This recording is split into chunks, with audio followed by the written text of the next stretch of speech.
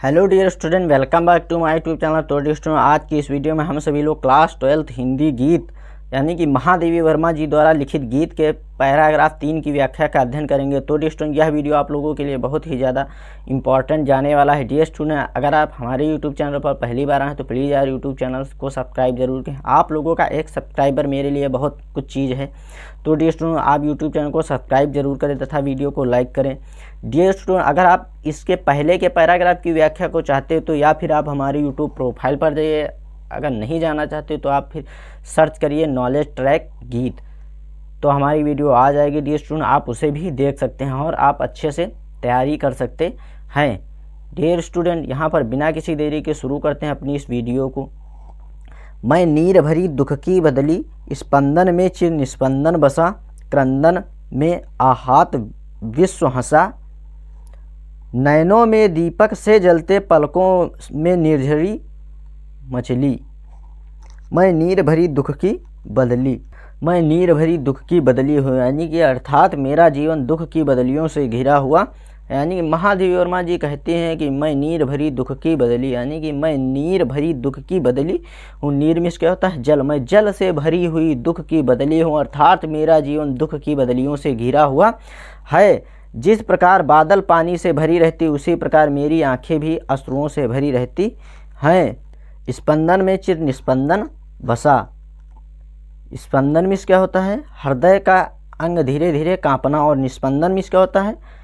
स्थिरता। और क्रंदन में क्या होता है? रुदन। स्पंदन में चिर निस्पंदन बसा, और मेरे प्राणों में, यानी कि महादेवी वर्मा जी कहते हैं कि जिस प्रकार बदली में उसके कंपन का स्थायित्व रहता है, यानी कि जिस प्रकार से बादल में जो है वो कांपता रहता है, यानी कि कंपन इधर उधर हिलता डुलता रहता है, उसी प्रकार कंपन का स्थायित्व रहता है। उसी प्रकार मेरे प्राण में विरह के कारण दुख का कंपन स्थायी रूप से व्याप्त है। नैनों में दीपक से जलते पलकों में निर्झरी मछली।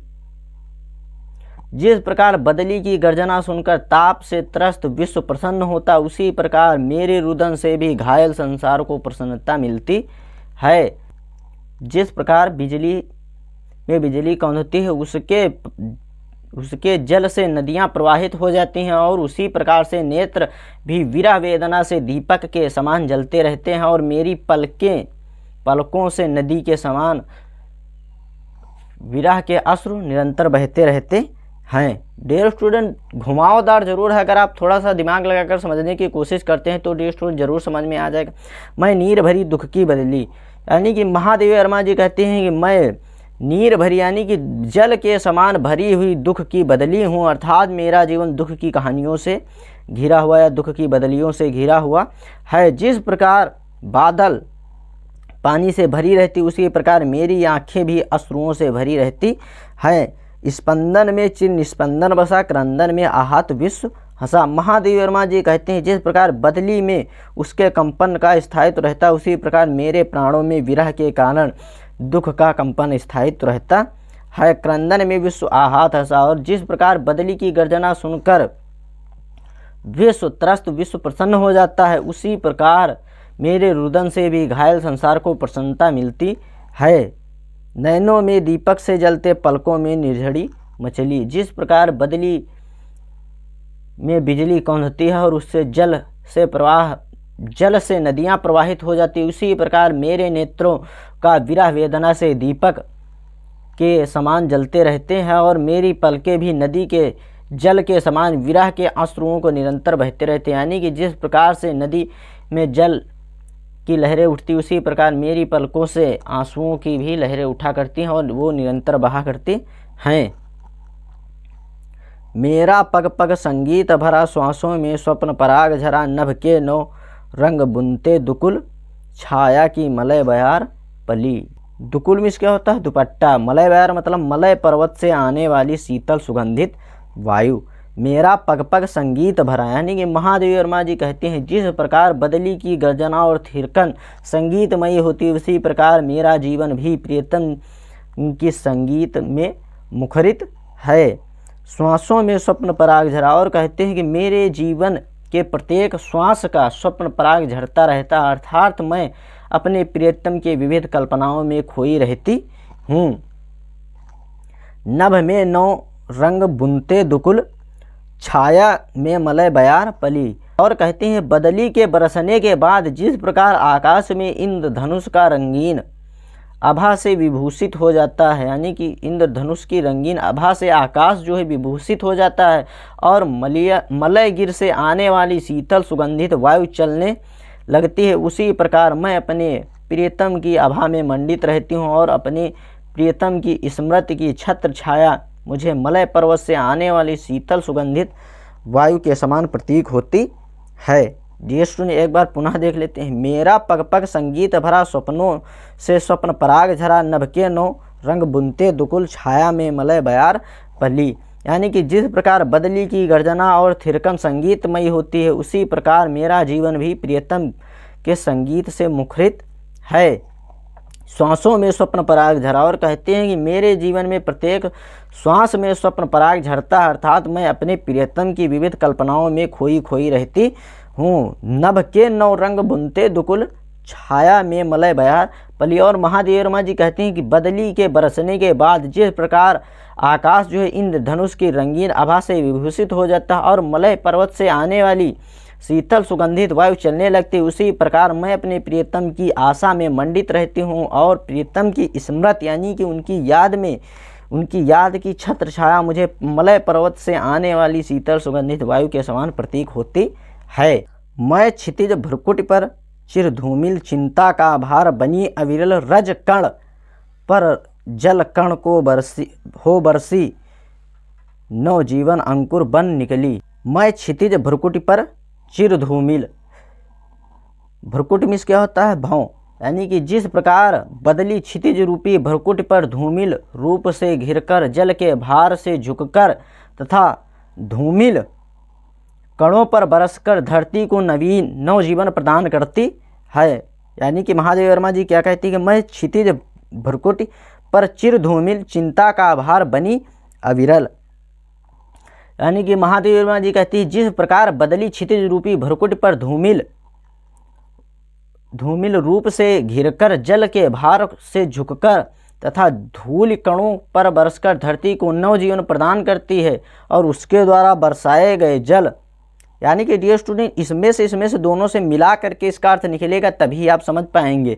और कहते हैं कि उसके द्वारा बरसाए गए जल के कारण धरती में पड़े हुए बीजों से अंकुर फूट उठते हैं, उसी प्रकार मैं अपने जीवन में निरंतर चिंता का भार लिए रहती हूँ और चिंता की अभिव्यक्ति मेरी भौं कर रही है। रज कण कण पर जल कण कण बरसी। यानी कि अब देख लीजिए यहाँ पर भी ये इसका अर्थ मैंने यहाँ बता दिया और इसका अर्थ यहाँ पर निकलेगा। यानी कि मिला करके जो है इसका जब कहेंगे तभी समझ में आ जाएगा। मेरी क्षितिज रूपी भ्रुकुटी पर चिंता सदैव विद्यमान रहती है और उस चिंता के कारण मेरी आंखें बरसने लगती हैं, जिससे चिंता का वह भार हल्का हो जाता है और मुझे नव जीवन का संचार हो जाता है। डियर स्टूडेंट एक बार पुनः देख लेते हैं, वरना मेरे को पता है कि आप लोगों के बिल्कुल भी समझ में नहीं आया होगा। मैं क्षितिज भ्रुकुटी पर चिर धूमिल चिंता का भार बनी अविरल रज कणकण पर जल कणकण हो बरसी नव जीवन अंकुर बन निकली। यानी कि कहती महादेव वर्मा जी कहते हैं कि मेरे, यानी कि अब इससे समझते हैं इस पैराग्राफ से कि जिस प्रकार क्षितिज रूपी भ्रुकुट धूमिल रूप से घिरकर जल के भार को झुकाकर धूल कणों पर बरसकर धरती को नव जीवन प्रदान करती है और उसके द्वारा बरसाए गए जल के कारण धरती पर पड़े हुए बीजों से नए अंकुर निकलते हैं, उसी प्रकार मैं अपने जीवन में निरंतर चिंता का भार लिए रहती हूँ और उस चिंता की अभिव्यक्ति मेरी भौं कर देती है। मेरी क्षितिज रूपी भ्रुकुट पर चिंता सदैव विद्यमान रहती है और उसी चिंता के कारण मेरी आंखें बरसने लगती हैं, जिससे चिंता का भार हल्का हो जाता और मुझे नव जीवन का संचार हो जाता है। पथ को ना मलिन करता आना, पद चिन्ह ना दे जाता जाना, सुध मेरे आगम की जग में सुख की सिहरन को अंत खिली। गाइज ये पैराग्राफ जो है मोस्ट इम्पोर्टेंट है। पथ को ना मलिन करता आना, पद चिन्ह ना दे जाता जाना। पद चिन्ह मतलब पैरों के निशान, आगम मिस क्या होता है? आना, और सिहरन मिस क्या होता है? कंपन।